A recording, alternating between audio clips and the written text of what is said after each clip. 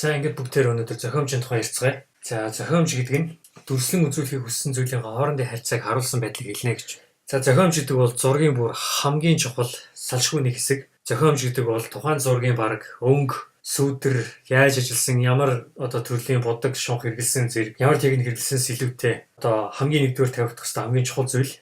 Зохиомж сайн зураг ямар ч нөхцөл сайхан харагддаг. Зохиомж сайн байвал тэр зургийг хичнээн чудаа, ямар ч аргаар, ямар ч бодог технологи техникээр хийсэн тэр зургийн уншигдах байдал, хүн тусах байдал зэрэг бол эзэж алдагдахгүй. Зохиомж гэдэг зүйлийг бол хамаагүй мэдрэмжээр хийдэг бас биш. Зохиомж гэдэг нь юу илэрхийлэх гэж байгаа, ямар зураг зурах гэж байгаа, хүнд зурж байгаагаас хамаарат маш хатуу нарийн тооцоотой, тэгж хэрэгтэй зүйл байдаг. Ерөн дагаад зурагч биш. Layout design, фото зураг, график дизайн, сэтгүүл хэвлэл, мөн киноны кадр зохиомж зэрэгтэй. Ерөөсөө харагдаж болох бүхэл дүрслэх хурлын төрөл зүйлүүд хамаатай эд. Тэгэхээр бол энэ сэдэв маш чухал. За ингээд зохиомж хийхэд анхаарах ёстой хамгийн чухал зүйлсийг харцгаая. Нэгдүгээрт зургийн нэгдэл. Халиваа зүйл зургийн дотор хоорондоо нийцэж байгаа хэсэг. За энэхүү энгийнээр дүрслэсэн энэ зургийн дотор бол энэ зураг дулаан өнгөөрөө нэгдэж явах жишээний мөн хэлбэр дүрсний хялбар ойлгогдох байдлаар нэгдэж байна. Халиваа зургийн дотор стилийн хит зөрүүтэй ч юм уу эсвэл өнгө хэлбэр дүрс, ажиллагаа, тод будгийн хит зөрүүтэй зүйл орж ирэхээр тэр зүйл зурагтайгаа нийцэхгүй байх тохиолдол бий. Энэ яасан бэ гэхээр зургийн нэгдлийг огоорсон үед тийм алдаа гарна. За дараа нь зургийн баланс. Зураг дээр байршуулсан зүйлсийн богинорл цаасны аль нэг талд хэд овоорсон зэргийг харж үзнэ. Тэг шимтэй байршуулалт байвал амар амгалан байдлыг илтгэн.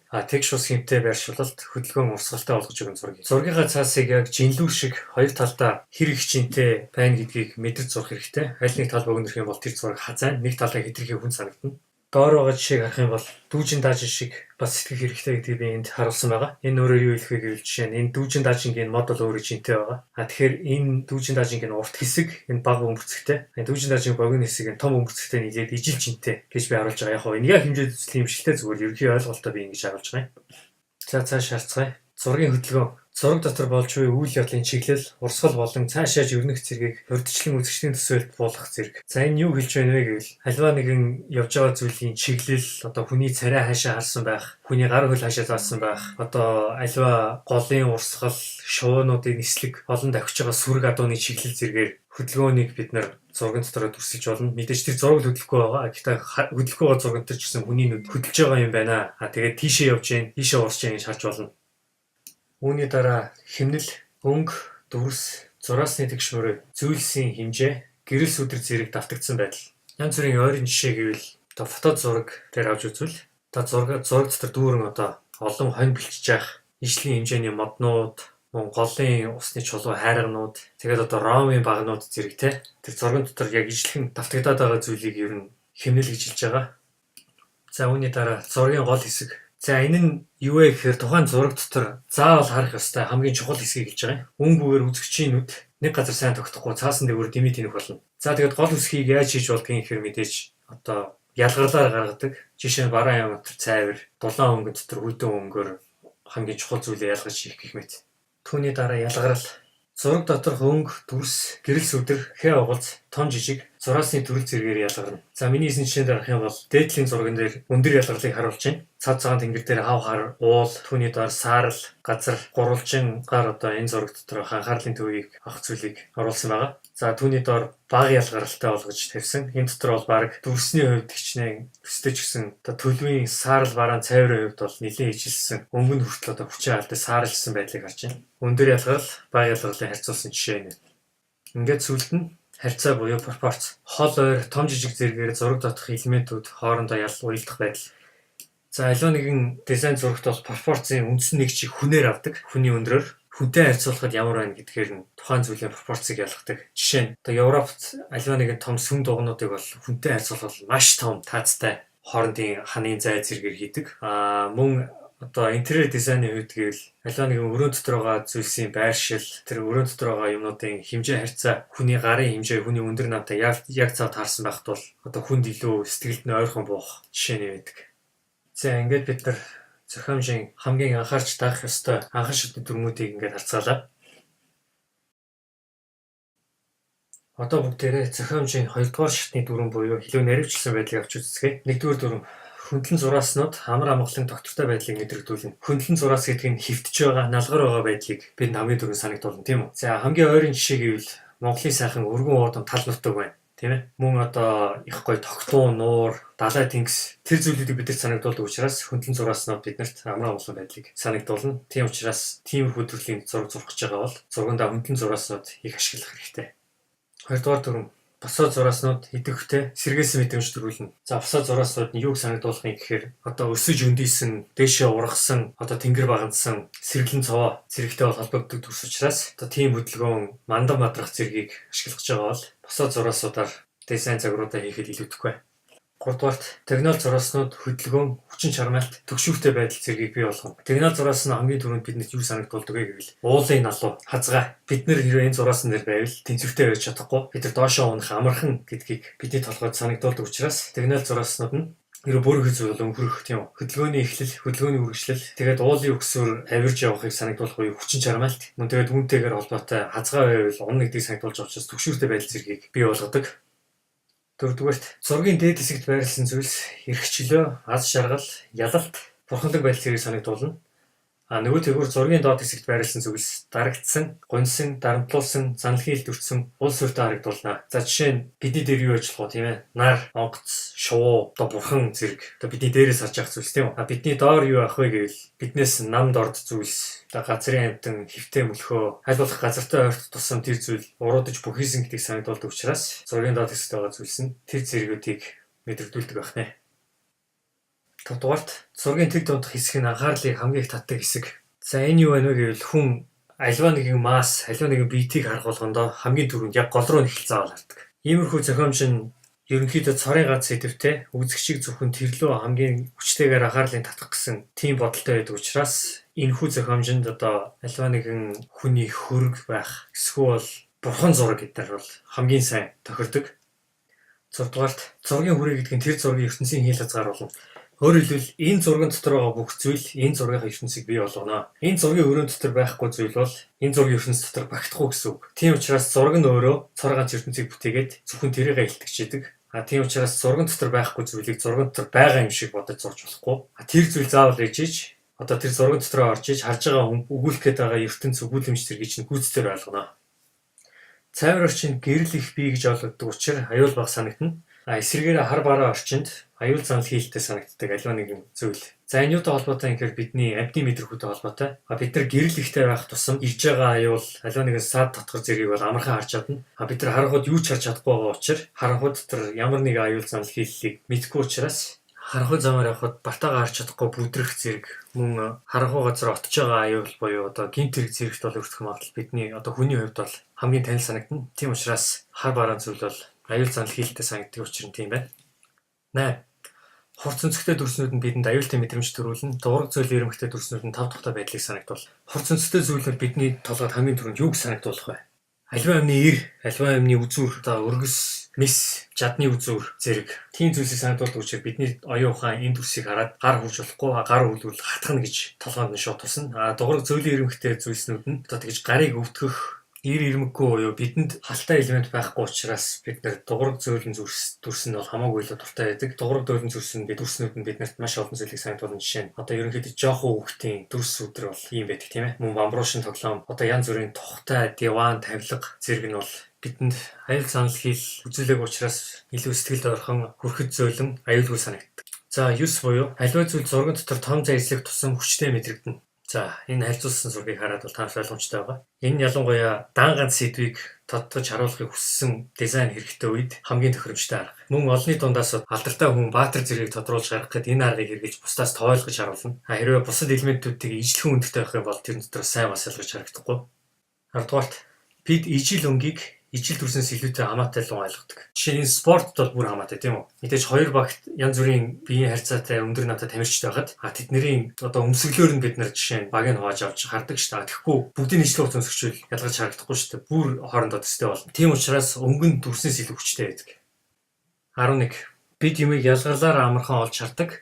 Ялгарл бидэнд юмыг шууд олж харахад тусалдаг. За ингээд 5 жишээ. Хамгийн ихнийг харах юм бол яг ижлэх олон дөрвөлжийн дотор бид нэр улаан дөрвөлжин хамгийн түрүүнд олж харж чадна тийм үү? За доошлоо. Түүний баруун талд яг ижлэх дөрвөлжингүүд байна. Гэхдээ зөвхөн нэгийг нь эргүүлэхэд ромб маягийн дүрс болгоход хичнээн ижлэн дүрсийн жоохон хазаалтан дотор бас танигдж харагдаж байна. За түүний зүүн талд хэмжээний ялгаа. Бид нар энэ ижлэн дүржин дотор нэгийг бас томруулахад тэр томыг олж харж чадж байна. За тэрний баруун доод талд орон зай ялгарл буюу аливаа нэгэн хичнээн ижлэн байсан ч гэсэн хоорондоосоо холдоход ялгарч харагддаг гэдгийг ингэж олж харж чадж байна. За хамгийн доотлын буюу хамгийн сүүлийн жишээн дээр байршлын ялгарлаар буюу энэ дүржингүүд дотор байгаа тэр нэг дүрс жоохон хажуу тийш игнэнээс гарахад бид нар тэрнийг шууд олж харж чадж байна. За дараагийн жишээ 12.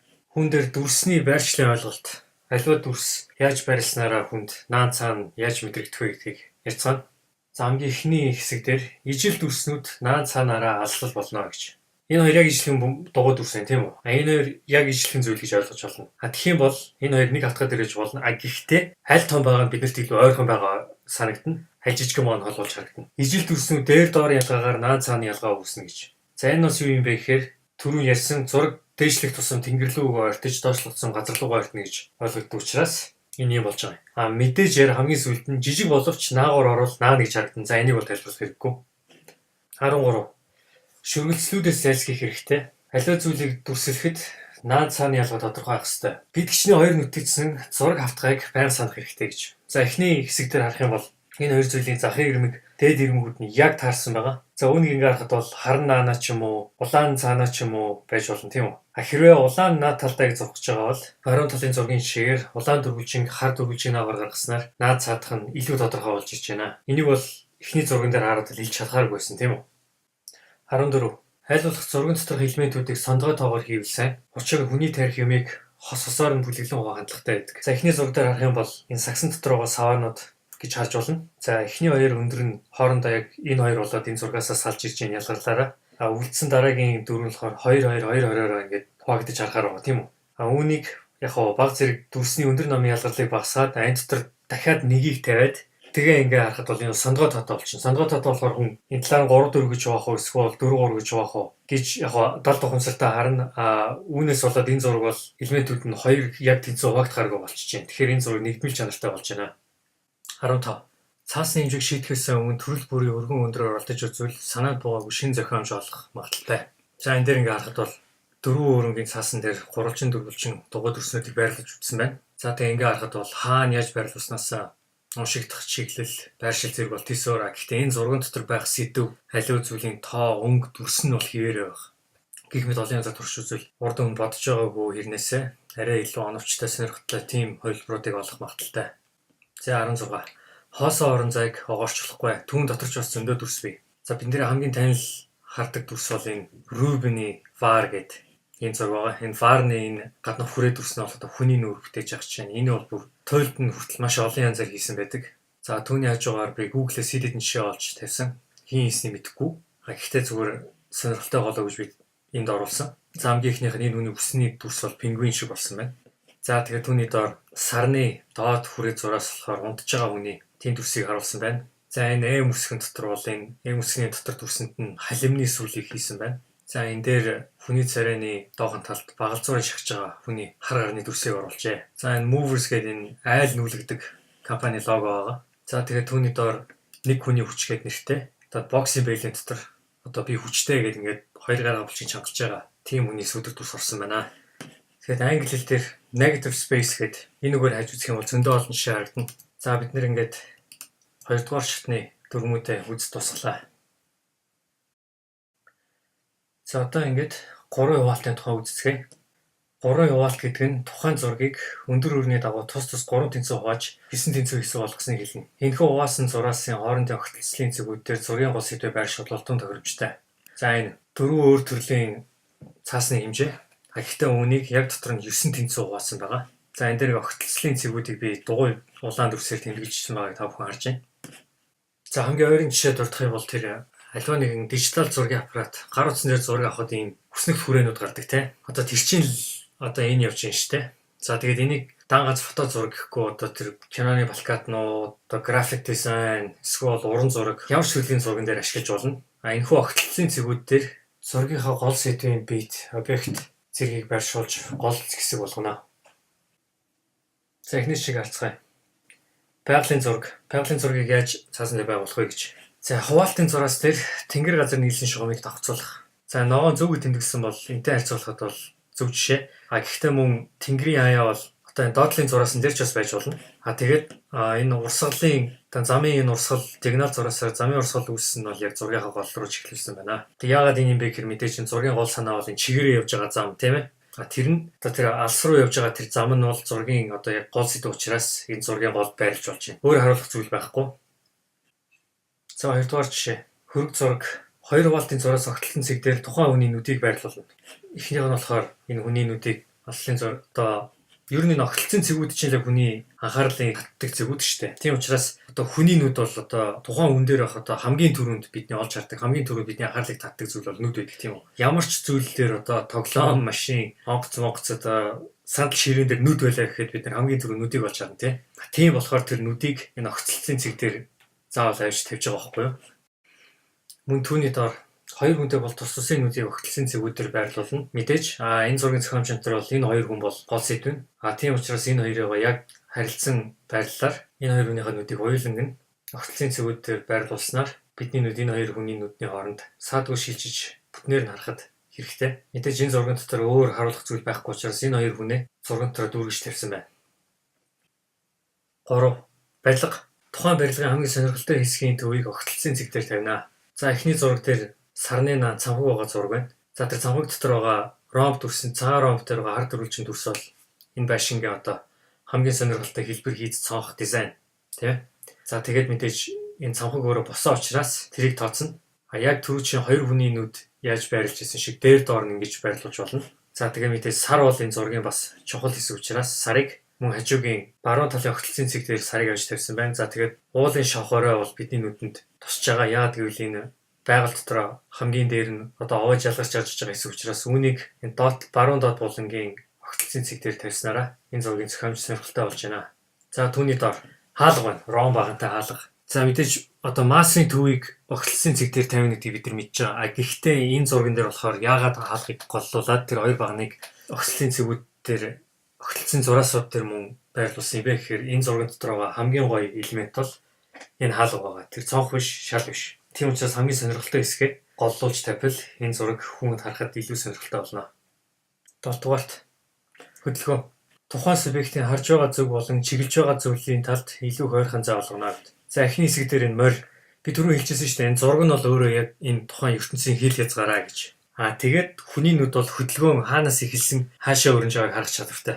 Тийм учраас яагаад энэ эхний энэ морьтой зураг бидэнд таалагдахгүй байна вэ гэхээр ийм хурдтай явж байгаа морины урд шууд хаалт босгосон учраас энэ морины хөдөлгөөн бол одоо огцон тасалдуулж байгаа юм шиг тийм сэгэлдэрч байгаа байхгүй юу?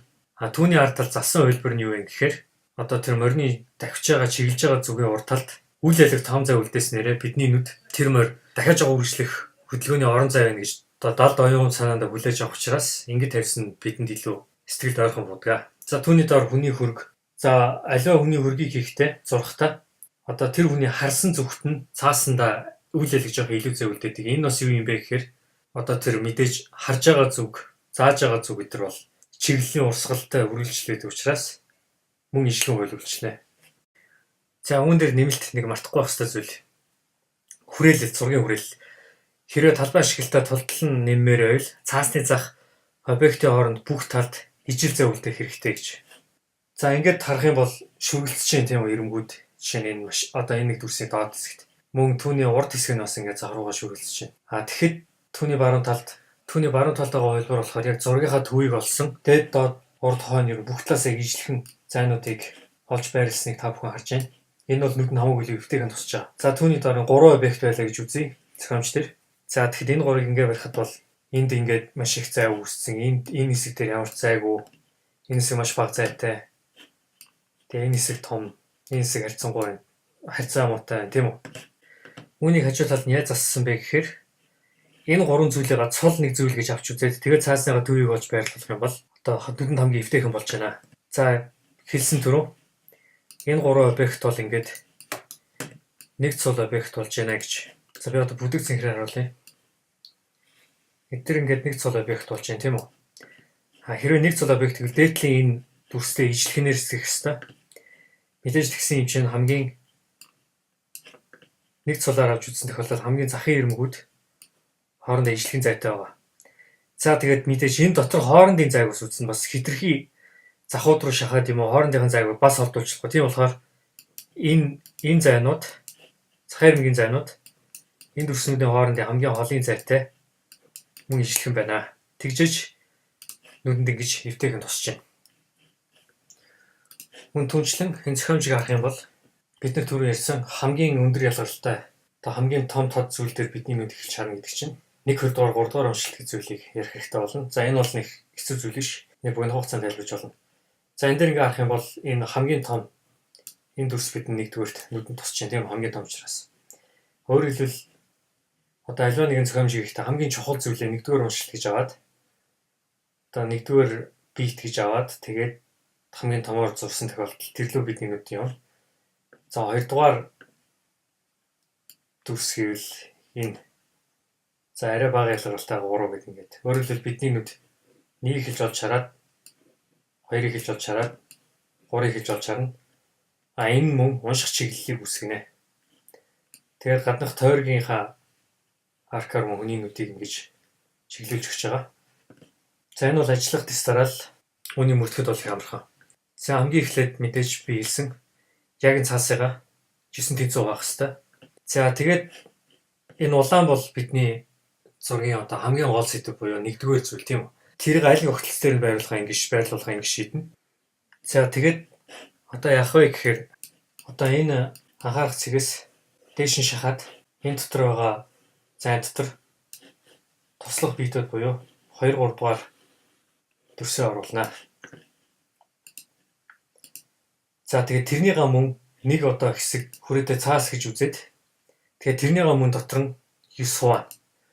Тэгээд 9 хуваасан дотроо өөрийнхөө хүссэн газар гэхдээ түн дотор огтлын цэгүүд дээр 2 дугаар объектийнхаа байршлыг сонгож авна. Мөн түүний дараа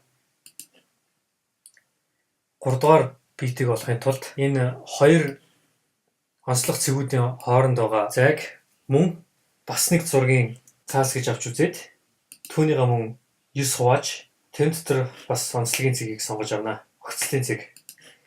Тэгээд түүнийг ингээ харах юм бол 1 2 3 гэд ингээд унших чиглэл үүсэж байна. За энэ дотор юу ч хийж болно. Тэгэхээр ингэж байрлуулах юм бол хүний нүдийг залж болох нэ. Мөн тэрч биш хийж болно. Ингэж бас харж болно. 1 2 3 гэж. Мөн үүнтэй төсөөтэй бас нэгэн аргыг харъя. Мөн ижлэхэн цаасны хэмжээг авлаа. Цаасны хэмжээгээс тэнцүү ухаана. За тэгээд түүний дараа дээр дурцаа 2 дугаар шатыг давлаа. За тэгээд 3 дугаар цэгийг олохдоо эсэргээрээ арай өөр аргаар энэ 2 огтлох цэгийн хооронд шахах хэрэг байхгүй яа гэвэл хэрвээ энд хэтэрхий бага зай үүсэж байгаа бол нөгөө нэг цаасны дунд хэтэрхий бөөгнөрл үүсэх учраас аль нэг тал руу шахаж болно. Түүнийг яаж хийж яах вэ гэхээр хоосон орон зай буюу түүний хажуу талын зай дотор хийж болж байна. За тэгээд унших чиглэлийг гэж харах юм бол эндээс улаан 1 тэгээд цэнхэр бол 2 тэгээд ногоон бол 3 гэд ингэж унших чиглэл үүсэж байгаа учраас эндээс алслын их гоё жишээтэй зураг бол гарч болохоор байна. За тэгээд түрүүний 2 шиг холсон аргыг одоо үздэцгээе. Мөн ижлэхэн цаасыг суулаа. Түүний дараа доош шахсан зайд 2 дугаар битээ хийлээ. Мөн хэлсэн хэрвээ энэ дотор хэдий жижигхэн зай байвал гадагшаа шахаж ус болно. Тийм болохоор 2 дугаар цэгээс зүүн талын эврэг бүртэл зай дотор гэхдээ 1 дугаар цэгээс дээш өндөр ус гарчлахгүй. Энэ хоёрын ижлэн түвшинд ирэх юм бол булаацалж эхэлнэ. Тийм учраас энэ хоорондох зайд 3 дугаар цэг буюу ногоон өнгөр тэмдэглэсэн 3 дугаар битээ байрлууллаа. Мөн дээр байсанчлан гадагшаа бас шахаж өөр 4 дахь битийг бас ингэ тавьж болно. Энд тэгэхээр муу ялгаагүй унших чиглэлийг өрмөц тийм зураг гарч ирж байна. 1 2 3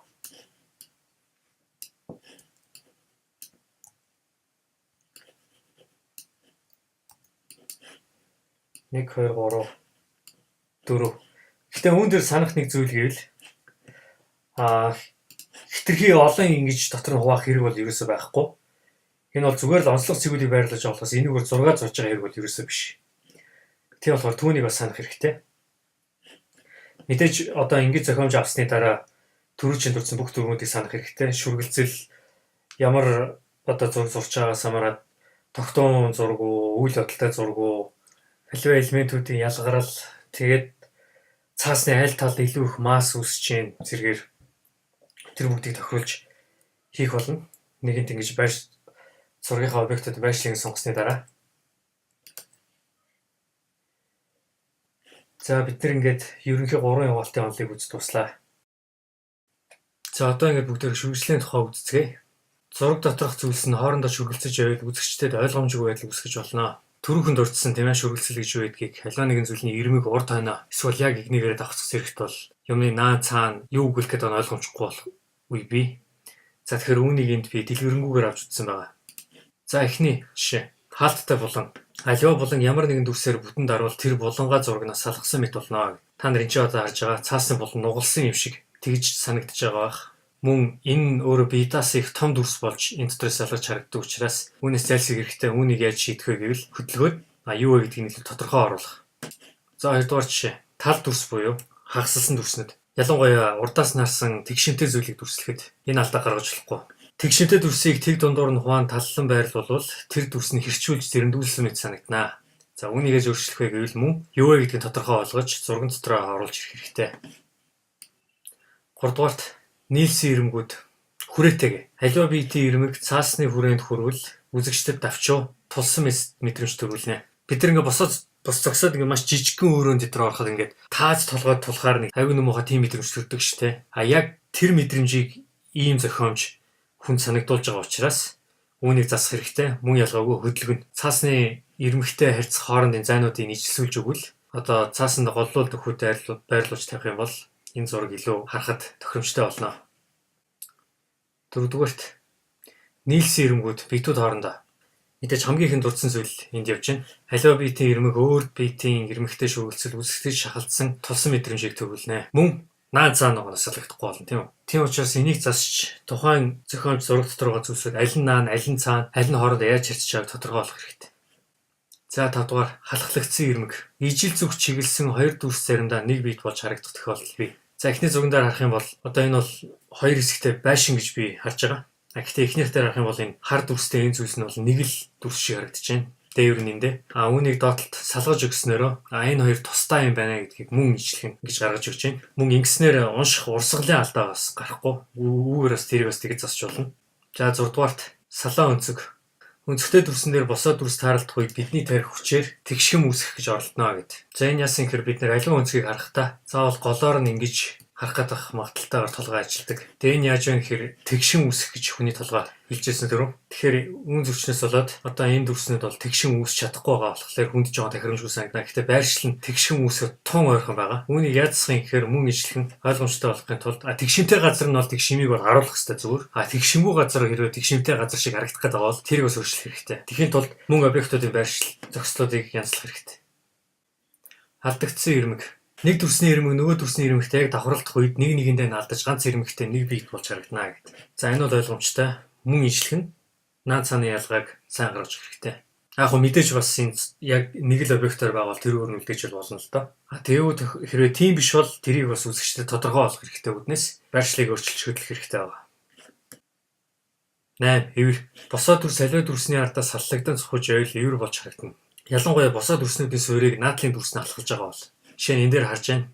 Энэ бол одоо босоо сигнал дүрсүүдийн наа нугаа бөмбөрцөг. Гэхдээ ингээ харах юм бол энэ эвэр шиг тийм эффектийг үүсгэж байна. Энийг өөрчлөхийн тулд босоо дүрснүүдийн суурийг ил гаргаж ирэх хэрэгтэй. Мөн шаардлагатай гэж үзэх юм бол гол объектын байршлыг хөдөлгөж өөрчилж болно. За та хамгийн сүүлд нь халз ирмэг. Босоо дүрсийн дээд ирмэг хэвтэй дүрсийн доод ирмэгтэй шүргэхэд тулгуур байгаа мэт тийм дүрс үүсгэнэ. Яг юмтай халз тулж байгаа юм шиг. Тэгэхээр энийг мөн адил өөрчлөхийн тулд наан цааны ялгааг тодруулж байгаа.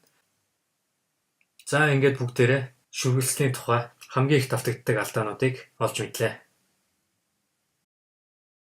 За одоо бүгдээрээ зургийг яаж 3 хэсэгт хувааж хамгийн хэлбэрээр хүнд ойлгох байдлаар хүргэдгийг одоо үздэцгээе. Урд тал, дунд хэсэг, ард тал гэж зургийг 3 хувааж тус бүрдээр нь хэсэгчилж ажиллана. Аливаа нэгэн зургийг зурхад хэрэглэгдэх хамгийн түгээмэл нэг арга нь зургаа 3 өнгө ялгарлын бүсэд хувааж зурх юм. Энэ бол эцсийн хувилбар биш, харин ойлгогдохуйц бүдүүрч зураг болж байна. За ингээд энэ шиг харцгаая. За энд ингээд ард тал энэ уул тэнгэр нь. За тэгээд дунд хэсэг гээд одоо дунд хэсэгт ер нь зургийн хамгийн чухал сэдв гол зүйлийг ер нь тавих хандлагатай байдаг. За урд тал гэдэг нь болохоор одоо тухайн зургийн ертөнцийн бүр хамгийн өндөр наривчлалтай хэсгийг сонгож хийдэг. Мөн ингэж 3 хож ажилласнараа заавал алслын байгуулт зэргийг хийх шаардлагагүйгээр ерөнхий орон зай ойлголтыг бол хамгийн түрүүнд хүнд хүргэж өгч мөн хийх явцдаа өөрөө бас ойлгож болно. За тэгээд үүнийг бас нэгдүгээр уншилт гэж нэрлэж болно. Хамгийн ихний харалтаар танигдах ёстой сүүдэр дүрсээр зурсан бүдүүрч зураг. За сүүдэр дүрс гэдгийг би бол сүүдэр дүрсийн хичээл дээр маш сайн тайлбарласан байгаа. Энэ тухай сайн мэднээр тэр хичээлийг үзэж болно. За мөн түрүүчийн жишээг арай өөрөөр хэрэглэсэн арга байна. За хамгийн урд талд нь ингээд овоон дээр ирж байгаа морьтой хүмүүс, цаа талд нь ингээд уулан дээр байгаа сүм, хамгийн ард нь өндөр сүмбэр уулнууд байгаа. За энэ зурган дээрс ингээд харахад мэдээж эртний үлгэрийн гэмээр санааг бол бид нар шууд ойлгуулж чадчихэв. Та нар ч гэсэн энэ зургийг энэ байдлаар нь хараад аль нь хол, аль нь ойр байгааг шууд харж чадж байгаа. За би 3 давхар хуваагддаг гэж хэлсэн. Тийм болохоор хамгийн тохиромжтой давхрын тав бол 3. Үүнийг ингэж ойлгож болно. Урд тал нь илүү барафтар өнгөөр ашиглагдана. Дунд хэсэг нь саарл, ардлын цайвраар. За энэ ямар ч та юм бэ гэхээр агаар мадлын гэрэл өнгөний нөлөө гэдэг байгаа. Гэхдээ үүнийг би илүү дэлгэрэнгүйгээр гэрэл сүдрийн хичээл дээр сайн тайлбарласан. За тэгэхээр яагаад заавал саарлаар ажиллаж яах вэ гэж тийм ээ? Яагаад шууд өнгө ихэлж авч болохгүй? Яагаад шууд доторх деталь зурж болохгүй юм гэж? Энэ нь ямар ч та юм бэ гэхээр одоо тэр өнгө, будаг, наривчлал, деталь тэр зэрэг бүр хамгийн сүүлд хийх ёстой юмнуудыг төрүүлж бодож толгой ашлахгүйгээр хамгийн эхлээд зургийнхаа санаа одоо зургийн хэр зэрэг ажиллагаа орох уу, ямар шиг өнгө гэрэл сүдэртэй явах уу, хэр зэрэг ялгаралтай явах уу гэдэг тэр одоо хамгийн ихний ойлголтуудыг баттгах зорилготойгоор ашиглаж байгаа зүйл. Энэ өөртөө болон хөндлөнгийн хүн санаагаа хамгийн түрүүнд шууд ойлгуулахад хамгийн амар арга. За тэгээд дөрмийг харцгаая бүгдээрээ. За тэгэхээр хараас цагаан руу уусж байгаа энэ өнгөний услыг харцгаая. Хамгийн урд талд нь цав цагаан өнгө нь бол бүр цэвэр цагаан өнгө. Өнгө сонголтын аппарат авч хараад ингээ харах юм бол энэ ч бараг бүрийн завхруу ойр тусам ингээ цав цагаан болж байна. Энэ үсэл тамаагүй тэр яг урдлын тэр одоо энэ жижиг хөдөлгөөний цагрыг харах хэрэгтэй. Энэ цав цагаан болж байна. Эсрэг талаараа энэ хав хар болж байна, тийм үү? Энэ доор энэ хав хар. Энэ чи бүр ингээ би 1%. Энэ баг 0-тай бүр хамгийн ойрхон. Хав хар. Энэс доошоо явахгүй. За тэгэхээр бид нэр гэрлийг цагаан өнгөтэй холбож ойлгоно, сүүдрийг хар өнгөтэй холбож ойлгоно. За яагаад хав хар цав цагааныг хэрэглэхгүй гэдгийг бол тайлбар тунд илүү ойлгомжтой болох учраас төвчээртэй харцгаарай. За хоёрдугаарт төлөв дээр өнгө нэмэх үед буюу одоо бүгдээр яагаад хав хар цав цагаан хэрэглэдэг учраас одоо ингээ харж байна л. Цав цагаан хав хар нь өнгийг үгүй хийж өгүүлдэг учраас зурагт ашиглахдаггүй гэж. Одоо энд ингээд харахад бол энэ ч ойлгоход бол баг хамгийн цагаан хэсэгтээ хар да. Яг цэнхэр өнгө байхгүй. Ийшлэхэр цэнхэр өнгө орж иж байна. Ийшлэхэр цэнхэр өнгө өгч тийм үү? Мөн ижлэхэн.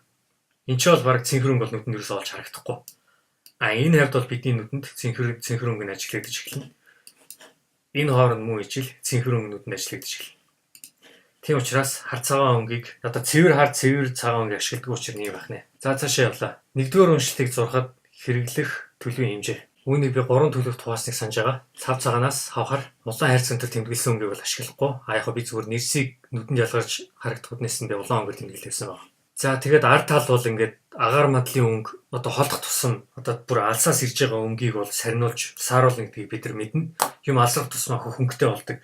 Алсын уулууд хөхөнгөтэй болно. Тэр уул хөхөнгөндөө байгаа юм биш. Хамгийн гол нь агаар мандалд байгаа тэнгэрийг хөх учраас тэр тэнгэрийн хөхөнгө тэр уулын ногоон шаргал өнгийг сарниулж ингэж наатлаар нь орж холилдож тэгж улам цэнхэрдэж харагдаж байгаа. Сүүдэр бас цэнхэр өгч байна. Тэр бол тийм биш. Тэнгэр одоо хамгийн том гэрлийн хүүсвэр ямар өнгөтэй хашилталаад тэр алсарч байгаа өнгөний өөрийнх нь өнгө нь агаар мадлын өнгөтэй холилдож тэгж харагдана тийм үү. Тийм учраас түүнийг төлөөлүүлж цайвар өнгөөр тэнгэртэй агаар мадалтай хамгийн олоогоо хэсэг, дунд хэсэг бол жоох алсарсан зайтай хэсэг, авар тал болохоор ямар ч агаар мадал янз бүрийн зүйл ороогүй. Хамгийн хурц элементэд мэдрэгдэх хамгийн тод сүдэр хамгийн тод гэрэл харагдах гэсэн учраас үнийг ингэж сул бараа өнгөөр сонгож авсан байдаг юм аа. За энд одоо арай өөр хүснэгт байгаа ялгарлын тухай ойлголт. Давхаргын ялгарл аливаа зүйл наан байх тусам ялгарл нь ихсэн, хоолдох тусам ялгарл нь багасна. За тэгэхээр ялгарл гэж юу хэлж байгаа юм хэрэг зурганд маш олон элементүүд байгаа тийм үү? Өнгө, гэрэл, сүдэр, пропорц, баланс, ялгарл энд одоо харж байгаа том жижиг олон цөөн тод бүдэг арцгар толгоор бараан цайвар гэнэ. За дэнс дээр харах юм бол зарим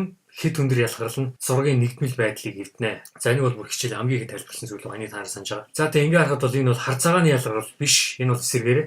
Би цай өрөнгөөр хамгийн их ялгарл тэгээд хар өнгөөр хамгийн бага ялгарл гэж ингэж авсан. Яг энэ дээр одоо жишээ авах татах юм бол хамгийн бага ялгарл гэвэл одоо тосон будгийн бодолт тийм ээ. Одоо зүгээр ямар ч деталь байхгүй зүгээр цол өнгүүдээр ингэ ялж авсан байдал байж болно. Хамгийн их юм бол бар хамгийн өндөр детальтай, хамгийн өндөр ширхэгтэй фото зургийн тим маягийн тодорхойлолт хийж болно тийм үү. За тэгэхээр урд талыг бол ингэ ногооноор тэмдэглэсэн байна. Урд талын жишээ гэрэл сүдрэгт хоорондоо ийм өндөр байна. Одоо арзуур талбар гэвэл ийм мундаг ялгаатай байна. За тэгээд дунд хэсэг бол арай багасна. Хизээч урд тал шигээ тийм хүчтэй байхгүй. Бас ард тал шигээ тийм бас байгаа гэж болохгүй. Хамгийн цаана байгаа зүйлсийн одоо ялгарл бол хамгийн бага. Жишээ нь алсад байгаа зүйлс бол ерөөсөө яг одоо ингээл зүгээр нэг сүүдэр дүрсэл ер нь болцдог шүү дээ чинь ямар ч юм. Аль нь одоо чинь уул харлаа гэхэд яг аль хэсэг надад аль хэсэг нь мод шороо илс байгаа мэдгэдэггүй. Ер нь ингээ нэг агаар мадлын өгтэй холилдоо тийм болдог тийм үү. Тэрийг ингэж одоо энэ графаар төлөөлж харсан байна.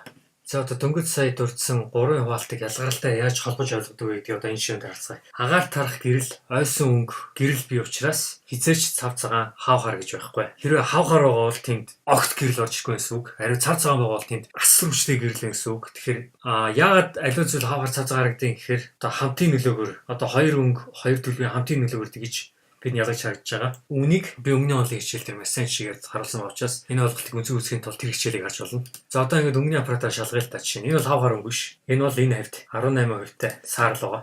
Бараа өнгө. За тэгээ энд ирэх юм бол энэ 50%-тай, 51%-тай, бараг 50. Энд чи ирэх юм бол хамгийн цаатлын уулнууд 81-тэй. За тэгээ тэнгэр бол бид мэдээ цаа цагаанаар аваагүй. 94-тэй. Энэ бол 100%-тай цагаан. Доотлын жишээг бас харъя. Хэрэв хар хүрээний дотрын зураг авах юм бол энэ хүрээтэйг ойлгохгүй. Ингэж ялгарч хүрээ болж харагдаж байна. Мөн цаатлын тэнгэр адилхан цав цагаан биш. За тэгэхээр хүрээний ойлголтыг одоо нэгэн төрцөн учраас заавал харах хэрэгтэй. Энэ юу гэдэг юм бэ гэхээр цав цагаан хав хар өнгөнд стандарт хар эсвэл цагаан хүрээ байгаа үед хальж ордог учраас зайлсхийнэ гэж. Жишээ нь тэнгэр энэ хүрээ хоёр яг ижилхэн 100% цагаан байгаа учраас бидний тарих энийг нэг зүйл гэж хүлээж авах. Энд ч юм уу адилхан би хамгийн наадлын 1-р давхарга тасгаар өнгөөр авах юм бол хавар хүрээнд дээр тавих юм бол хаан дуу шаан үргэлж байгаа мэддэхгүй болох юм аюултай тийм үү. Тийм болохоор үүнээс зайлсхийх хэрэгтэй. За тэгээд дээр нь өнгө оруулах юм бол тийм үү. Цав цагаан хав хар нь өнгийг үгүй хийж өхүүлдэг учраас зурагт ашиглахгүй гэж дөнгөж сайхан дурдсан. Түүний нэг жишээ нь. За жишээ нь энэ нэлгүүдээ цэнхэр өнгөтэй зураг байгаад тооцох юм бол энэ ч бол цав цагаан биш, арай бүдэг цэнхэр.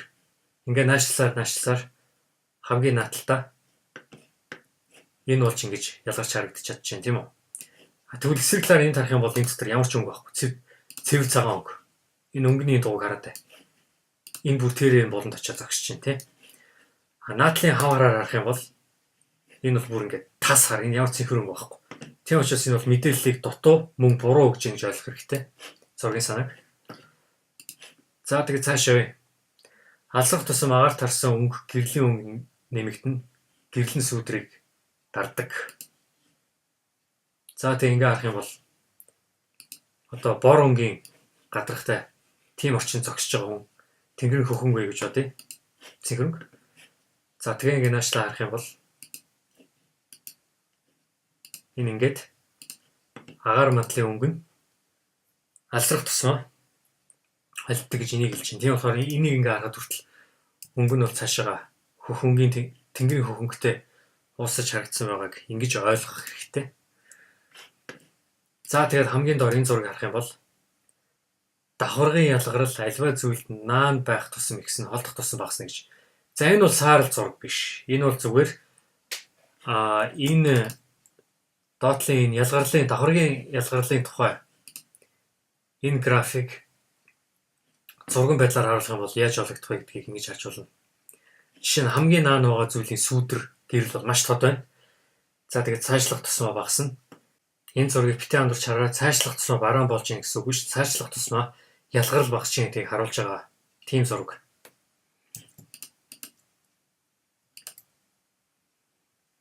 За ингээд бүгдээрээ урд тал, дунд хэсэг, ард тал гэж ялгаж хувааж зургийг зурж ойлгохын ач холбогдлыг ингээд одоо бүгдээрээ мэддэг боллоо.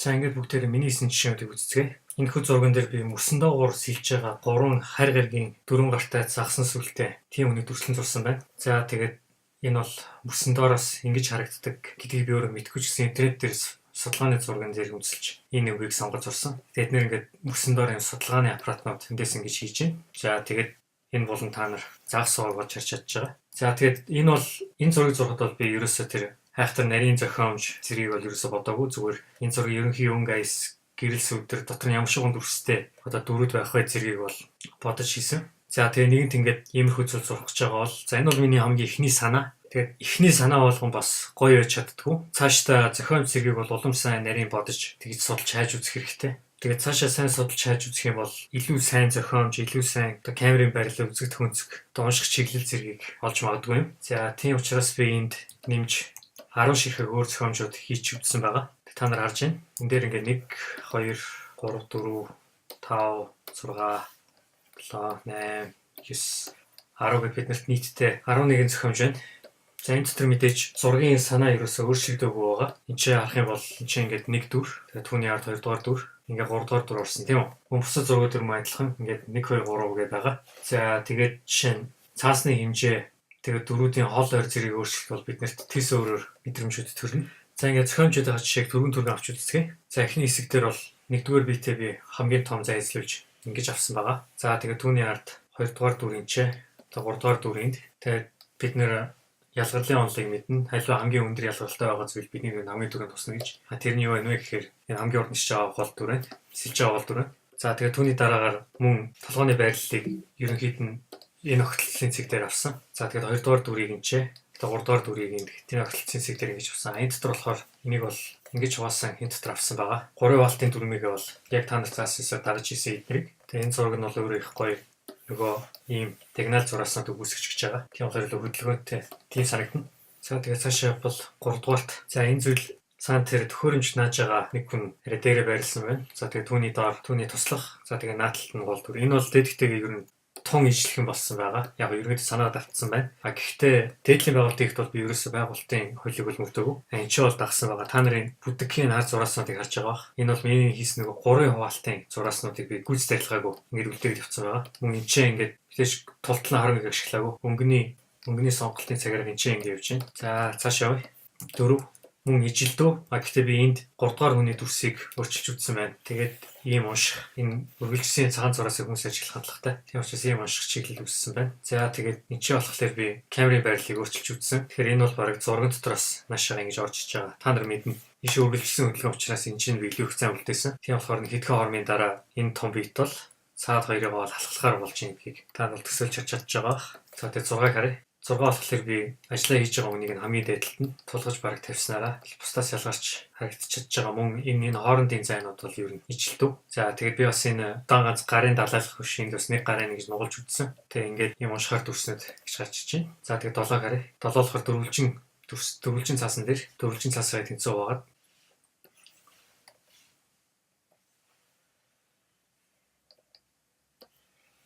иймэрхүү ийм уншилтын шугамууд ингэж үүссэн байна энэ зургууд дотор.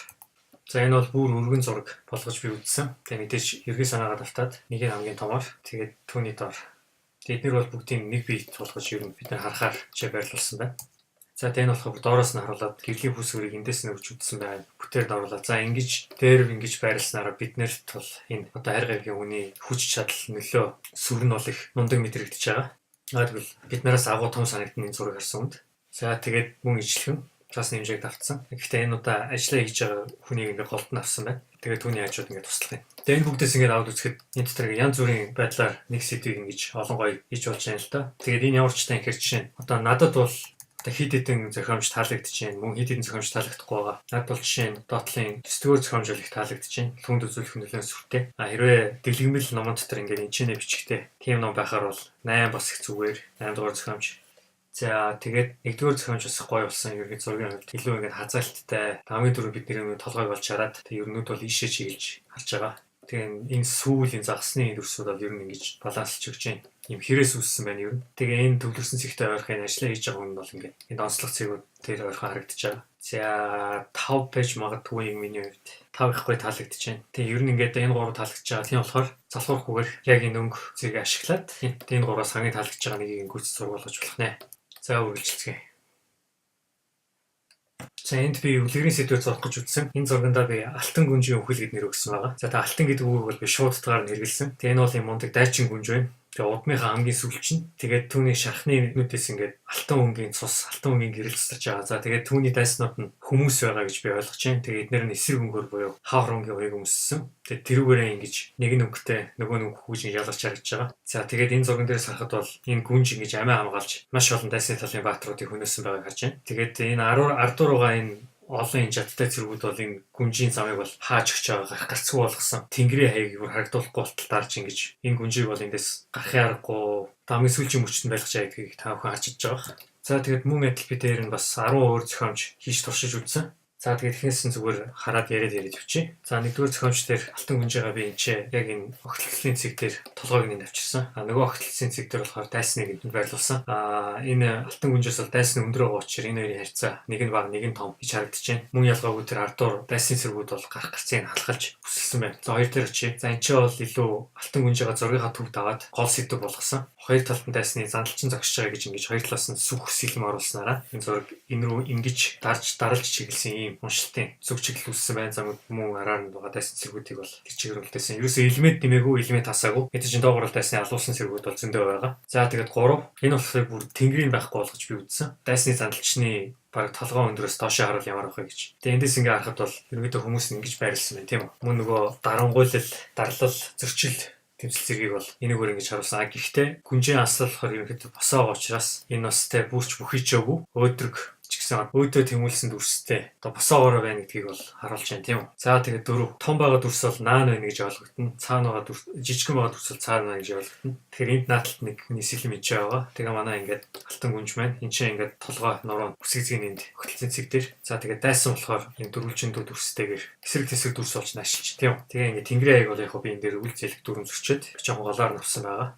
За тэгээд 5 дээр одоо энэ чинь ингээд энэ хоёр бол нэг байрлал зогсож байгаа. Гүнж маань гурвалжин дүрстэй, зандалчин маань дөрвөлжин дүрстэй. За тэгээд тэрний наан мөн ижлэхэн. Энэ хоёр зандалчингууд бол ижлэхэн хар өнгийн дүрстэй байгаа учраас бид нар дүрснээс илүү өнгөөр илүү хамаатуулж ойлгохдаг гэдгийг түрүү үзсэн. Тийм болохоор энэ хоёр нэг тал болж байна. За тэгээд 6 мөн ижлэхэн. Гэхдээ би энэ удаа зандалчныгаа болохоор зандалчныгаа чухалчиж авч гол дүр болгож энэ тавьсан байгаа. Гэхдээ мөн гүнжигээ бас яг зургийнхаа голд авсан. Тэгэхээр хүн зургийг харсан ч гэсэн яг энэ зургийн гол руу ингэж анхаарлаа хандуулж харах болно. Тэгээ түүний хажууд хоёр дахь сандалчин мөн дөрвөлжин дүрсээр гэж байгаа. За энэ ч толдуур зохиомж. За энэ болохоор би босоо зургаар авч үзсэн байгаа. Мөн ижлэхэн. Энэ наан гурвалжин. Эний ард ингэж дөрвөлж. Тэгэхээр наан цаана бол маш сайн ялгаж харагдаж чинь тийм үү. Тэгэхгүй эдгээр бүгдийн нэг игнэн дээр авах юм бол харахад аюу хэцүү болно. Энэ жоохон доошлж байгаа учраас газартаа ойрхон. Энэ хоёрын дээр байгаа учраас жоохон дээшлээ цаана байгаа гэж мэдрэгдэн тийм. Энэ болохоор манай алтан гүнж маань яг сэлэмний өөдөөс ингэж харж байгаа. Мөн энэ алтан гүнж маань нурууны ерөнхийн чиглэл хүртэл юм байгаа. Тэгэхээр алтан гүнж маань их дайсан лугаа харсан байна. Тэгээ мөн ингээд ийм диагонал дүрсүүдээр ингэж олон сумны одоо шархнуудыг өгснөөр одоо зөрчил тэмцэл докторгүй байдлыг харуулж байна. Мөн түүний цаанаас сүрсэн зандалчин наашилж байна. За энэ ч болохоор би камерыг дээш нь харуулж авч үзсэн. Мэдээж тэнгэрийн хаяг бүр байхгүй болсон учраас тэр цаавар зогсож байгаа зэрэг харагдахгүй байна. Гэхдээ мэдээж магадгүй ардуур жаднуудыг ингэж харуулж болно л доо. За тэгээ энэ яг нөхцөлөөр бол алтан гүнжийнхаа энэ царайг ингэж өгсөн байгаа энд. Тэгээд түүний дээр манай хоёр зандалчин тэгээ сум хоорондоо бол маш их тэрсэлсэн зураасууд үсэж байгаа учраас энэ зурагт бол маш их зүйл болж байна. Харж болж байна. Мөн зандалчин гараад алаасан байдал бол хөдөлгөөний үргэлжлэлийг харуулж байна. Тэгэхээр хариуг толгойг авах гэж ингэж харж болох нэ. За тэгээ түүний дараа алтан гүнжээгээ би зургийнхаа голд авсан толгойн голд байгаа бид нар алтан гүнжийн толгойн дүнд харна. Тэгээд наад цаанаа хоёр зандалчин авч болж байна. Тэгээ энэ яг зарим зураг нь бол мэдээж одоо доороос харсан зургууд бол мэдээж дайсны дүрүүдийг бол маш аюул занал хийлтэй болгож харуулна. Мөн тэднийг агуу хүчирхэг болгож үзэгдүүлнэ. Тэд нартай хэрвээ харах камерын өндрийг ижлэхэн өдр байх юм бол бид нар өөрсдөө зандалччихгээ хүчтэйгээр одоо энэ биднес одоо энэ алтан гүнж маань энэ зургийн дээр чинь өчүүхэн болж харагдаж байгаа жишээ нь тийм үү. Энэ чинь хэрвээ жишээ нэгдүгээр зохиомж ингээ харах юм бол бид нар алтан гүнжтэйгээ хамт сууж харж байгаа учраас биднэрт бол одоо алтан гүнж маань сэтгэлд илүү ойрхон болж байгаа. Яг тэгвэл бид нар энэ үнэтэйгээ хамт ингээд сөхөж сууж яг тэр өнцгөөс харж байгаа учраас гих мэт ингээд маш олон төрлөөр ингэж хийж болох нэ. За тэгээ надад таалагдж байгаа хэдвэ гэж ирээ асуух юм бол 7 дугаар зохиомж энэ бол хатахгүй санагдаж байна. Энэ бол алтан гүнжийг яг наад цааны сайн гаргасан. Тэгээд яг энэ хоёрт бүр асар өндөр том хоёр юм хард дүрсний донд авчуулагдсанараа энэ бол энэ алтан гүнжийн байдлыг бол маш сайн харуулж чадж байна. За тэгээд 3 энэ бол маш амар. Бид нар өөрсдөө хамт зандалчтайгаа ижил өндрөөс харж байгаа учраас бид нар бараг цааслах тушаалыг өгж байгаа юм шиг тийм ээ. За тэгээд 5 дугаар зохиомж надад их таалагдж байна. Энэ яаж байгаа юм гэхээр жоохон төгшүүртэй маш том хар дүрс ингэж зургийг баг голоор нь таллаа. Тэгээ энэ баг бүтэн зурганд орч чадаагүй. Энэ зөвхөн зандалчны энэ сүхтэй гар тэгээ гоё бэлхүүсийн хавьл орсон. Тэгэхэд энтэй харьцуулбал манай алтан гүнж бол маш бага байгаа. Түүний хажууд орсон бүтэн зандалч бол бүр юм өндөр байх чинь тийм ээ. Энэ зураг бол энэ байдлыг бол маш аюулгүйгээр харуулж чадчихээн. Тэгээ ард нугаа энэ чадтай болон бүсэлсэн цэргүүд зэрэг гих мэт. Тэгээ энэ гурав бол таалагдчихээн. За их таалагдахгүй зохиомжууд аль вэ гэх юм бол 6 дугаар зохиомж энд юу таалагдахгүй юм тэгэхээр энэ хитрхи их юм хоосон зайнууд үссэн юм. Яг энэ дотор мэдээж олон үгсэн зэрэг янз бүрийн бий. Гэхдээ нөгөөтэй бүр энэ бас жоохон уужим, уудам тийм ээ нөгөө тогтун тийм том талбай хөгж байгаа учраас бас илүү одоо сэтгэл амгалан байдлыг өсч байгаа харуулж байгаа байхгүй. Мөн нэгдүгээр зохиомж гэсэн бас жоохон таархан болсон. Мөн ижил шалтгаанаар. Тэгээ эднэр болно. Хэрвээ царайн дээр нь хэрвээ анхаарах гэж ажиллах гэж байгаа бол жишээ нь 9 тэгээ 8 дугаар энэ хоёр зохиомж бол их зүгээр гэж би өвдөө үзэж байна. За цааш явцгаая. За энэ ч тэгээд хулиган дээрэнчин гэдэг нэр өгсөн тийм зохион зураг. За энд би ярьсан зургийн яг төвд тэгээд дээгүр тийм ээ нөгөө бурханлаг хүчирхэг эзэрхүү гэдэг байдлыг бол энэ харуулж байгаа. Тэгээд юм өргөн хүчтэй байдал нь бол мөрний өргөн зэрэг нь бол энэ хүнийг маш эзэрхүү хүчирхэг болж харагдуулж байна. За тэгээд энэ хоёрын доотлын энэ ханы нэрмэг бол энэ хүний яг толгоор нь ингэж чиглүүлж гисэн энэ зураас нь тийм үү. Тэгээд энэ өөр ингээ алслыг харуулж байгаа. Энэ бас мөн сигналууд үсгээд энэ бол хөдөлгөөний мэдрэгдүүлж байна. Тэгэхээр зургийн хамаг анхаарлын төв бол ер нь энэ чи ирж байгаа. Тийм болохоор энэ зургийг сайжруулж зурхын тулд энэ хэсэг дээр анхаарч илүү их нарийн детальтай ажиллавал гоё болно гэж би бодож байна. За тэгээд туслах зохиомжуудаа харцгаая. Мөн ижилхэн би 10 зохиомж хийсэн. За нэгдүгээр гэх юм бол X дээрээс харсан байна. Гэхдээ энд бол жишээ нь хөдөлгөөн харагдахгүй яг X ингэж зогссон энэ дүрсээ оож ирсэн тогтун зураг болж байна тийм. Энэ хөдөлгөхгүй. За тэгээд түүний доогоор ингээд ийм хэрчлэлүүд үүсгэсэн. Олон задуулаад хөвтөж байгаа улсууд байна. Тэгэхээр энэ дүрсүүд дотор энэ дүрс нь бол хамгийн яг хав төгөлж байна. Тогтцтой. Тийм байдалтай харагдаж байна. За 2 дугаар зохиомж ханны доотлын ермгүүд. Тэгээ үүний толгойн зүг, тэгээ нурууны гол зэрэг нь бол өөдөөс хараа зогсож байгаа эсрэг талын дөрүүдийг анхаарлын төв болгосон байна ер нь. Гэхдээ контрастаараа цаад бол хар бараа өнгөтэй надлан цайвар ярьсны үг нь ингээд ингэхээр эсрэг тал гэдэг шууд ойлгогдно. Хар эсрэг цаа гэж. За энэ мөн ижилхэн яг энэ бүтэн биеэр нь оруулсан. Гэхдээ энэ үний цээж нь баг ингээд голд хоёр охилцын цэгийн хооронд гэдэг чинь бидний нүд энэ хооронд бас ингэж тойрож эргэлдэж харж болно гэсэн. Тэгээд түүний доор хамгийн нам доор газар нөгөө ярьсан шүү дээ дарагдсан, дарлагдсан, ялагдсан өрөвдөлтөй байдалтай байгаа гэж. Тийм учраас дайснууд нь тэр доогоор ингэ байж байна. Энэ толгой бол баг бүр нийлээд дэшээ толох юмцтай. Мөн хөлний юм зай, тэр толгойн дээдлийн зай хоёр бол баг ижлэх учраас зохиомж зүй болсон. Энэ гарны зай хоёр бол тэнцүү. За цаашаа явлаа. 4. За энд бол жишээ нь зөвхөн цор ганц манай гол дүр зогсож байна л да. Толгойг нь ингээд тэглээр халахалцсан. Энэ бол баг бурхан зургурах уу тийм ээ. Энд огтлцын цэг байгаа, энэ огтлцын цэг байгаа. Энэ хооронд бидний нүд харна. Энэ ч бол энэ огтлцын цэгүүдийн энэ шугамуудын хооронд бол толгой нь ингэж орж ирсэн. Энэ бас нэг огтлцын цэг чухал дээр болохоор гарын ингэ тааруулсан. Тэгээ энэ гарыг яах юм гэхээр ингэ нөгөө шалбархай цустай бяццсан гурван муруу зэрэгтэй тийм ээ. Ингээд өгөх юм бол дөнгөж зээн хүн зодтолж ирсэн байна гэдгийг бол үзэгчдэд тэр мэдээллийг дамжуулах боломжтой. За тэгээ 5-ыг харъя. 5 болохоор энэ доогоор хөвтөж байгаа энэ улсууд. Тэгээ хоёр гарны энэ хоёр огтлцын цэгүүд дээр ингэ таарсан. Тийм учраас бид энэ хоёр гар руу бол ингэж харна. Энэ гарн дээр ингэ шахсаар ингэж өгөх юм бол энэ хүн хүмүүсийг зодсон байна гэж харж болж байна тийм үү. За цаашаа явлаа 6. За наадтал тугаан дайснууд бол ингээд нилээн зай эзэлж байна. Энэ бол мэдээж нэрийг хүчтэй том харьцаагаар гэдгийг бол мэдвэл мөн наа ноогоос харуулж чадж байна. Наад цааны ялгуул сайн мэдрэгдэнэ. Гэхдээ гол дүрээ зургийн хоолд авсан учраас энэ бол хүчтэй хүчирхэг эдний дээр байна гэж харагдчих болж байна тийм ээ. За тэгээд 7. Энд чи болохоор дөрвөлжиндүүд дүрснээ яг 4 огтлцын цэгийн дунд зургийнхаа яг төвд нь энэ хүнийхээ царайг оруулсан. Тэгээд энэ нүүрний хувирал бол ингээд маш их зүйлийг харуулж болно. Ийм зураас үсч учраас энэ цаатлаасаа нааш хэлсэн тийм наашаа харж байгаа учраас нааш явж байна. Энэ хүний явсан замууд дээр ингээд хүмүүс унаад хөвтөж байна гэж. Унших чиглэлээр нь гэж зохиолыг харуулсан байна. За тэгээд 8. Гол дүрээ болохоор арай томоор аваад түүнээс арай нам доор газруудаар дайснаа гэж байлуулсан. Камерын доотлоос авч. Ингэж ерөнхийдөө одоо хэн илүү хүчтэй вэ? Хэн илүү дийлэх магадaltaй вэ гэдгийг харуулсан. Тэгээ энэ хүмүүсийн нүдний чиглэл энэ хүний толгоороо дэшээ өөдөө харцгааж байгаа. Амьдралын мэдээж хэлчихсэн хүмүүс ээж болно. Гэхдээ ингэж харуулснараа одоо зохиол мэдрэх мэдрэмжийг бол илүү түлхүү болгож өгсөн. 9. За энэ бас хамгийн сонирхолтой гэж магадгүй. Энэ яасан хэрэг зөвхөн хүнээ насаад зүгээр л энэ цустай нударгыг ингэж оруулаад тэгээд нударганыхын доогоор нь дандаа зодуулж бэлдсэн улсуудыг нэвтүүлээд тэгээд нударганы ардуур нь ингэж нөгөө цаашаа задлахж байгаа улсыг халахлуулж ийсэн. Тэгэхэд бол энэ бол дийлэн тийм үү? Яа тэгэхээр гар нь бол бүр ирсэн. Энэ хүмүүс бүр том байгаа. Гар бол бүр маш хүчтэй мэдрэгтэн. Тэгээ мэдээж ингэ нарийн деталууд нөх юм бол бяцарсан уруу тийм салбарсан даав зэрэг хийж болно. Магадгүй би энд жоохон юу алдсан байж магадгүй зохиомж магадгүй энэ ч гэсэн хүмүүс эсрэглийн дөрөвчсөн ингэж орсон бол бүр сонирхолтой болох гэсэн ч гэж магадгүй.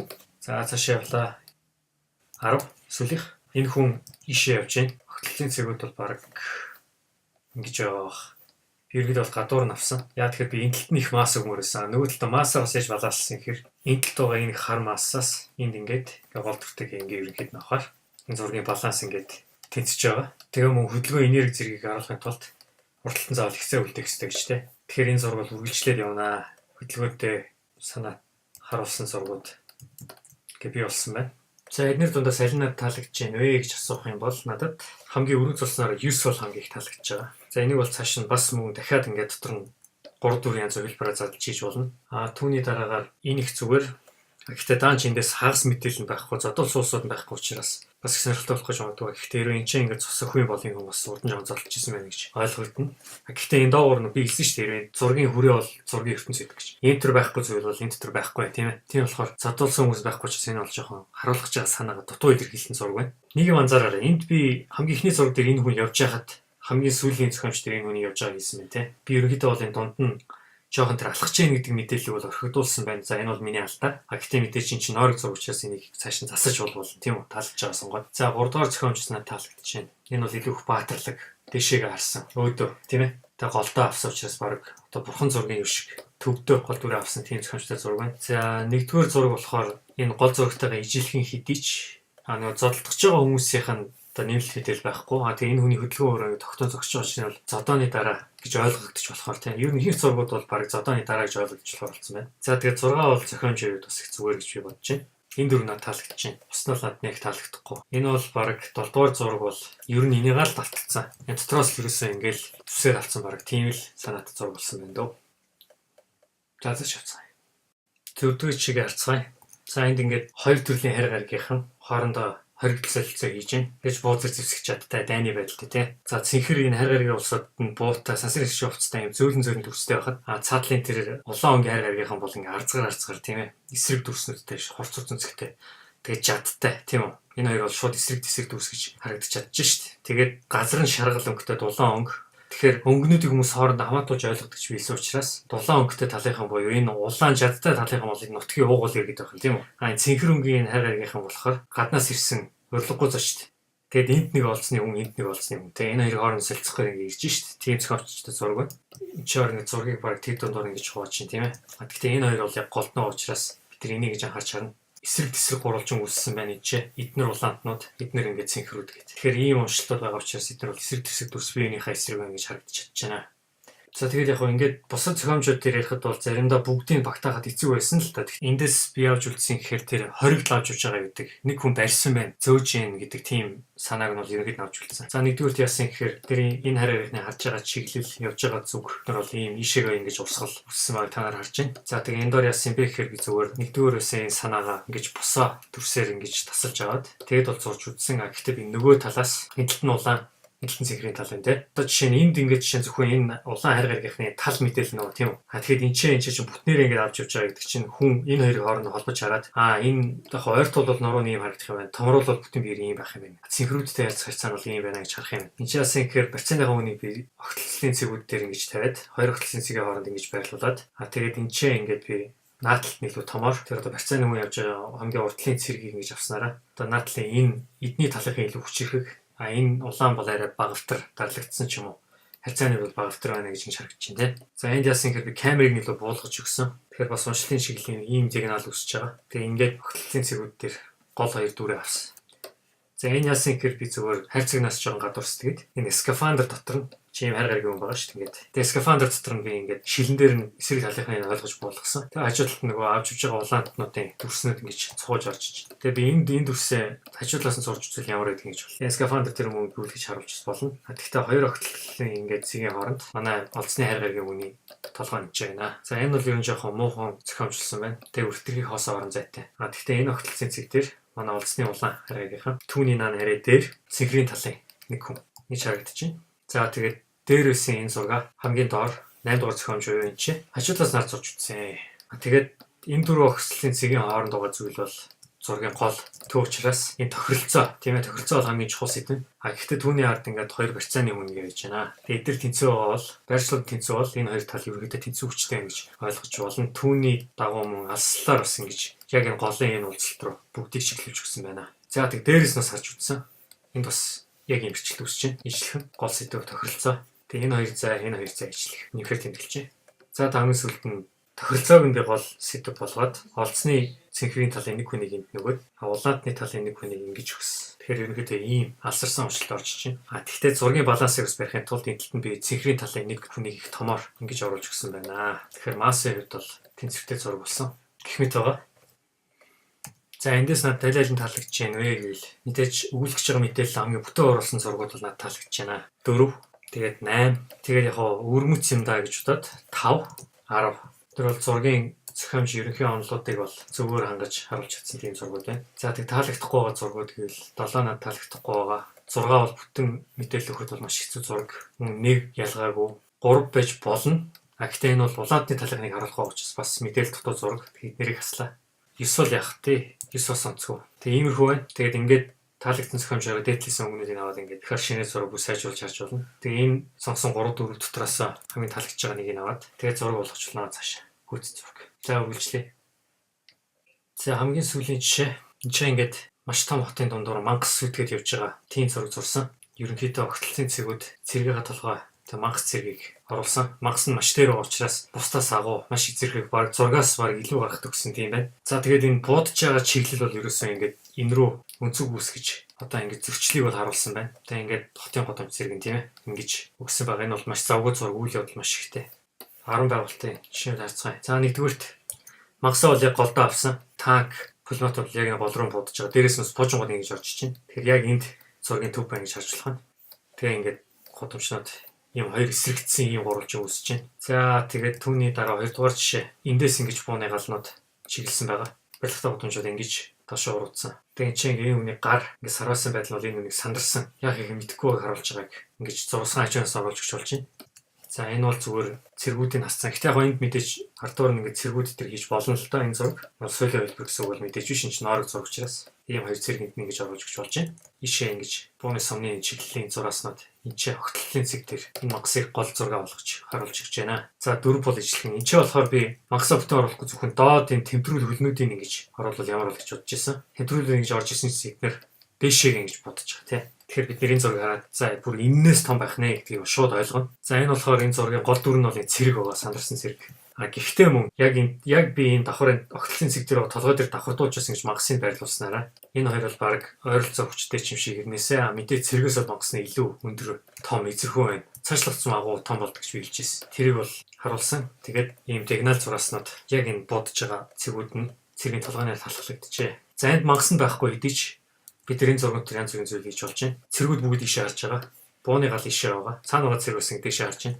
Энд яаж болох юм бэ гэхээр бид тэр ингээд цэргүүдийн нойр хувирлыг гоё өгч чадах юм бол энэ цэргүүд яаж чадахгүй. Тэгэхээр асар том юм руу харж байна. Тэгээд тэрлөө буудаж байна гэдгийг бид нар ойлгож болохоор. Тэгээд энд жоохон шүргцэл үүссэн байна ер нь. Энэ бол энэ зургийг хүн хараад болж байгаа тийм тавдахгүй байдалд бол орно гэдэг би хэлсэн. Энийг бас зориуд ингэж ашиглаж болно. Гэхдээ бас мэдээтэй хэрэглэх хэрэгтэй. Хамаагүй их хэрэглэж болохгүй. Энд бас энэ тайралт үүссэн байгаа энд. Бууны галны нөгөө зэрэмдэглэсэн байдал үүсч болж байна. Тэгээ хүрээн дотор энэ зүйлс ерөнхийдөө багтахгүй байгаа учраас жоохон тийм давчтай байдлыг бол харж байгаа хүнд бол мэдрүүлж байгаа байхгүй. Энийг бол би алдааг бол зориудаар ашигласан нэг жишээ бол тэр. За тэгээд мөн ижлэх нь энэ дээдлийн энэ зурагтай бол энэ хоёр бол адилхан. Гэхдээ энэ одоо зөвхөн цэргүүд дээр төвлөрөөд тэгээ энэ хоёрын айд сандарч байгаа ярилцж байгааг бид ингэж зурж болж байна. За тэгээд цаашаага аврах том зүйл рүү будаж байгаа. Энд дор магасын тэмдэглүүлнүүдийг ингэж оруулж ирэх юм бол энэ зураг магастай байлдаж байгаа үеигт хийхэд танкуд байна. Тэгээ хажуудлаараа байшин барилгын цонхнуудыг ингэж гүйцэд оруулж өгч чадах юм бол хотод магастай байлдаж байгаа цэргүүд байна гэж харж байна тийм ээ. За энд бол би бүр ерөөсө цэргүүдийг бүр ингээд хасаад энэ дотор ганц пилотнер суус нэг цэрэг өгөөл. Тэгээ магасаа бол ерөөсө зургийнхаа бүр хамгийн том масс болгож ингэж үтсэн. Энэ дотор бол мэдээж магасынхаа энэ одоо нүд ам нь ямар байхаа олон нүдтэй байх уу. Тэгээ ийм шүд нүдтэй байх уу зэрэг бол деталууд бүр сайн харуулж өгч болно. Яг л бидэрт ийм талбай болгоцсон учраас нэгэн тэгсэн бол тэр тусмаас хэрэг магасын дизайн дээр зөв ажилламаар байл. Ийм дигнал зурааснууд үсээд байгаа. Зөрчилдсөн ийм хэрэгс зурааснууд. За энэ болохоор магасын зүгээс харсан Энд чи яг хуу цэргүүдийн биеийн хөдөлгөөнүүдийг гоё хийж өгвөл энэ цэргүүд яаж чадахгүй тэгээ хоёртаар бодож байгааг нь бол ойлгож харж болохоор зураг болно. Гэхдээ яг мангас руу бодож байгаа юм уу, дээгүүр нисэж байгаа байлдааны онгоцроос бодож байгаа бид нар мэдэхгүй тийм үү. Тэгэхээр бол мэдээлэл болж байгаа дотоод зураг гэхдээ хийж үзэхэд бол илүүдэхгүй санаа. Энэ мөн ижилхэн би энэ яасан гэхээр 9-ийг илүү сонирхолтой болгоод цэргүүдтэй илүү зургуудад том талбай өгч гол сэдв болгож би ингэж тавьж харуулсан. Тэгээ энэ ч байгаа мас. Тэгээ энэ байгаа масууд бол ерөнхийдөө тэнцүү. Тийм учраас энэ зургийн баланс бол сайт. Харж байгаа чиглэл гудамжны одоо энэ урсгал тэгээ бууны гал эдэр бол яг нэг зүгт харуулсан байна. Байлдааны энэ хойгоор нисэж байгаа онгоцоо хүртэл гисэн байгаа. Гэх мэт. За тэгээд эдгээр дундаас надад аль нь таалагдчих юм вэ гэж асуувал надад 2 дугаар зохиомжийг таалагдчих. Баланс сайтай, урсгал сайтай. Өвөрмөц зохиомж байж магадгүй буюу 5 дугаар зохиомжийг таалагдчих. Энэ бол энэ цэргийн сандарсан байдлыг бол маш сайн харуулж өгч байгаа. Мангас л ягчгүй бод зөндөө бодулж байгаа гэж харж чинь. За үүний ижлэр 10 яг мэдээл дотоод ч гэсэн зүгээр хэрвээ үүний хажууд мангастай зураг дагалдаж ирэх юм бол гүйцэтгэх харуулж сонирхолтой болно. Хэрвээ дагалдах зурагтай бол шүү дээ. Дангаараа бол гүйцэд мэдээлэл өгч чадахгүй байна. За хэрвээ зөвхөн мангас дээр төвлөр зурхаар байх юм бол 3 дугаар зохиомж тэгээ 8 дугаар зохиомж байвал хамгийн гоё. Хэрвээ мангас дээр анхаармаар байл. Цэргүүд дээр анхаармаар байл 5 10 2 гоё. Тэгээ ингээд хийх явцаас бол мэдээж гих мэт ингээд шийдвэрүүд өөрчлөгдөж байна. Бас хараагүй зүйл олж харж болж байна тийм ээ. Тэгэхээр зохиомж аавал гэдэг бол ийм хүчтэй зүйл байх нэ. Тийм болохоор аливаа нэгэн зураг эхлүүлэхээс өмнө санаагаа бичиж гүйцэж гаргаж яг өгүүлэх гээд байгаа зүйлсээ тогтсны дараагаар эхний нэг ерөнхий норго заавал тэр зохиомж зэрэг давхаргын ол зэрэг бодохгүйгээр хийцнийхээ хойно бүр илүү сайн зохиомж олмоор байгаа бол яг миний түрүүний заасан тэр аргуудыг хараад тэрэн дээр тулгуурлаад ингээд хуваалт, шүргэлцэл, ерөнхий онол, нэгдэл, ялгарлын ол зэргүүдийг ингээд хийгээд явах юм бол өөрт чинь таалагдахаар тийм бүр илүү гоё сонголтууд гарч болох нэ. Энэ бол ерөөсө цаг авахгүй. Бас нэг сануулгад хэлэхэд ер нь 10-аас дээш зохиомж хийж болохгүй. Угаасаа доторх өгүүлэгдэх зүйл нь тогтцсон учраас ер нь 10-аас дээш олон хувилбарууд хийгээд ирэхээр хитрхи гişийн юм орно эсвэл хитрхи өөрөөр хазаагаад яг гол баримжаагаа алдах аюултай учраас ер нь болж игэл 3-аас ер нь 10 орчим тийм олон төрлийн нэмэлт зохиомжуудыг хийж туршиж үзвэл тун сайн.